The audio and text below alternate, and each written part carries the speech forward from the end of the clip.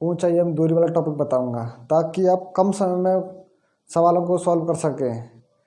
तो ऊंचाई एवं दूरी वाले टॉपिक के लिए हमारे पास ये समकोण त्रिभुज होना चाहिए।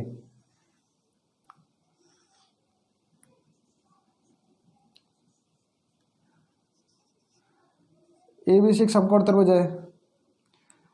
इसमें एक त्रिभुज में हमेशा एक कोण 90 डिग्री होना चाहिए, तभी हम ऊंचाई एवं दूरी वाला टॉपिक सॉल्व कर सकते हैं। यदि कोण हमारे पास 45 डिग्री कोण है, ये 45 तो ये 45 ही होगा। अगर ये दोनों 45 है तो ये भुजा ये उसकी भुजा के बराबर होगी, यानी कि ये x है तो ये भी x होगी, और इस वाली भुजा का मान √2x हो जाएगा। यदि दूसरी कंडीशन में समकोण त्रिभुज है हमारे पास ABC, ये त्रिभुज है 90 डिग्री, ये कोण 90 डिग्री का है। यदि हमारे पास ये कोण 30 डिग्री का है तो ये 60 डिग्री हो जाएगा।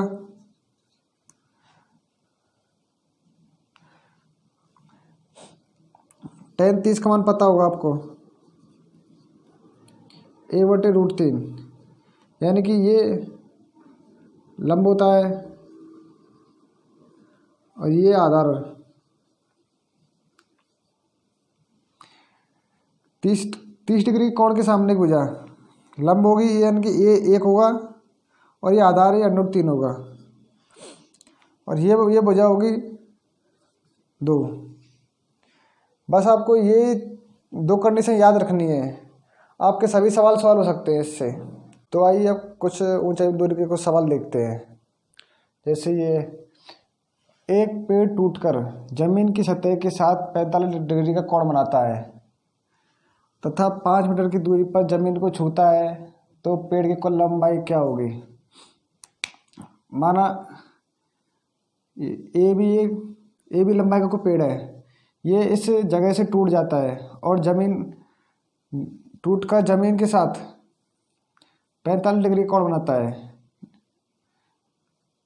यानी कि ये हिस्सा ये टूट कर इस पोजीशन में आ गया। ये वाले C बिंदु मान लिया, D बिंदु मान लिया। बता रहा है कि 5 मीटर की दूरी पर जमीन छूता है, 5 मीटर।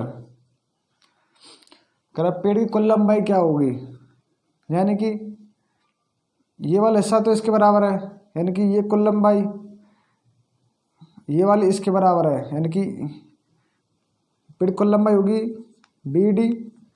BD प्लस के DC, पेड़ की कुल लंबाई होगी।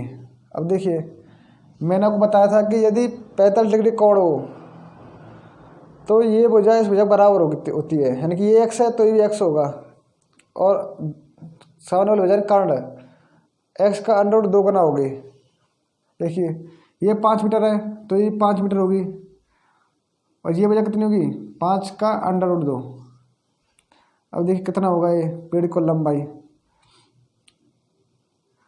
देखो ये 5√2 है तो ये भी 5√2 होगी, क्योंकि ये हिस्सा टूट कर गिरा हुआ है।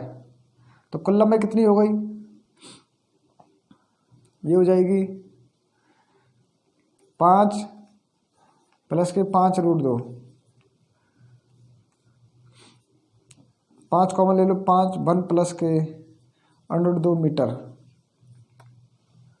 तो इस पर एक सवाल और देखते हैं। देखिए सवाल वही है, केवल हमने कोण का मान 30 कर दिया है 45 जगह, और जो भुजा थी ये दूरी 5 के 5√3 हो गया है। अब देखिए ये AB लंबाई का कोई पेड़ है, ये इस जगह से टूटता है और टूटकर जमीन के साथ 30 डिग्री कोण बनाता है,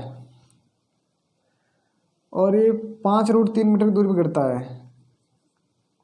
ये C हो गया, ये D हो गया। देखो मैंने बताया था कि कोई कोण 30 डिग्री का है, इसके साथ 90 के साथ 30 डिग्री कोण है, तो उसके सामने भुजा 1 होगी, और 60 डिग्री सामने भुजा होगी √3, और 90 डिग्री सामने भुजा 1 का दोगुना, यानी कि ये हो गया 60 डिग्री कोण। ये 60 डिग्री सामने भुजा है 5/3, तो 30 के सामने भुजा होगी 5, और 90 के सामने भुजा कितनी होगी 5 का डबल, यानी कि 5 × 2 यानी 10। तो देखिए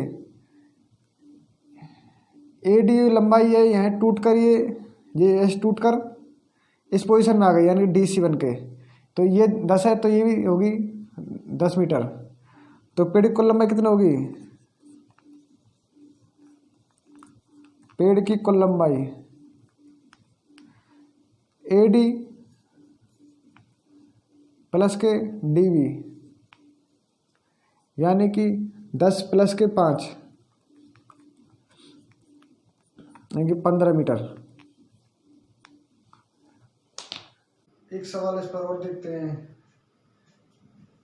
सवाल वही है, केवल कुछ ही फेरबदल किया है इसमें। देखिए, एक पेड़ ऊपर से 20 मीटर की लंबाई टूटकर जमीन की सतह से 30 डिग्री कोण बनाकर जमीन को छूता है, तो पेड़ की कुल लंबाई क्या होगी।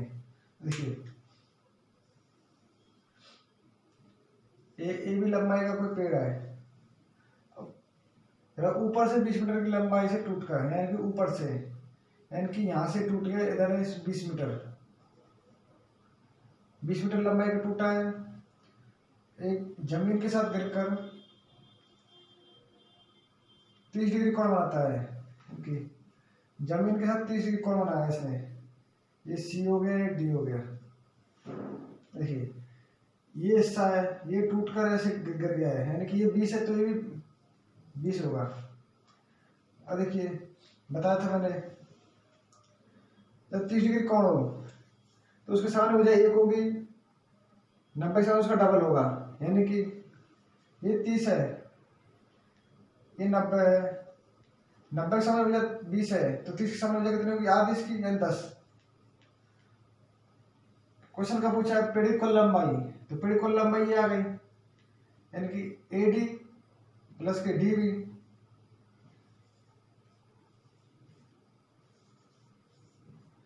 पेड़ की कुल लंबाई कितनी जाएगी, AD प्लस के DB। AD कितनी है 20 मीटर जो दी हुई है, और DB कितनी आ गई 10 मीटर, कोई 30 मीटर, यानी कि पेड़ की कुल लंबाई 30 मीटर है। तो देखिए, हमने केवल 2 ही मेथडों से, कितनी आसान मेथड से सवालों को बहुत ही कम समय में सॉल्व कर सकते हैं।